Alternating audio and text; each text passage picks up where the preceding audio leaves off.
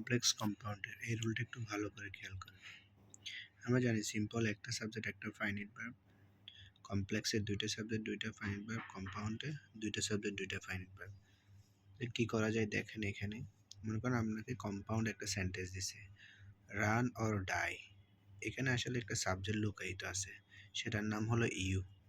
আর এখানেও একটা সাবজেক্ট লুকায়িত আছে, এটা হলো ইউ। তার মানে এটা compound sentence. You run or you die, তুমি দৌড়াও নাহলে তুমি মরো। এটাকে যদি আমাকে কমপ্লেক্স করতে বলে আমি কি করব, আমি শুরুতে একটা ইফ আনবো। তো এখানে যে সাবজেক্টটা ছিল এটা আনবো, ঠিক আছে। আর ভার্বের আগে একটা ডু নট আনবো, তাহলে এটা কমপ্লেক্স হয়ে যাবে। তাহলে কি হবে, if you do not run, তারপর ইউ উইল ডাই, যদি তুমি না দৌড়াও তাহলে তুমি কি করবা, মৃত্যুবরণ করবা। এবার আমাকে সিম্পল করতে বললে আমি রাখতে পারবো একটা সাবজেক্ট একটা ফাইন ভার্ব। এটার জন্য একটা ফ্রেজ আনতে হবে। কি আনতে হবে, in case of your failure. In case of your failure মানে হলো তুমি ব্যর্থ হওয়ার কারণে। এরপর একটা ওই যেটা ফাইনাইট ভার্ব আছে এখানে, যেটা run finite verb, run finite verb, এটাকে তো সিম্পল আর নন ফাইনাইট ভার্ব করতে হবে। তাহলে এই জন্য আমরা in case of your failure to run, in case of your failure to run মানে রানের আগে একটা টু।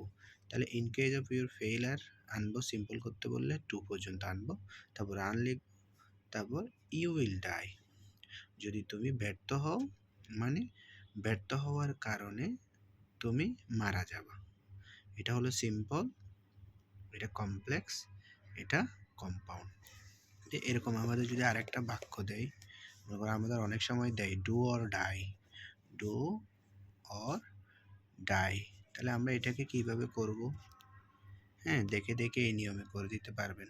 তাহলে এটাও একটা কম্পাউন্ড সেন্টেন্স। হ্যাঁ, এটাকে কমপ্লেক্স করতে হলে তাহলে কি আনতে হবে, আমি বলে দিই, নিজেরা একবার চেষ্টা করবেন আগে, তারপর আমি বলে দিই। তাহলে কি করব, if you do not do, ঠিক আছে, ইউ উইল ডাই, এটা হবে কমপ্লেক্স।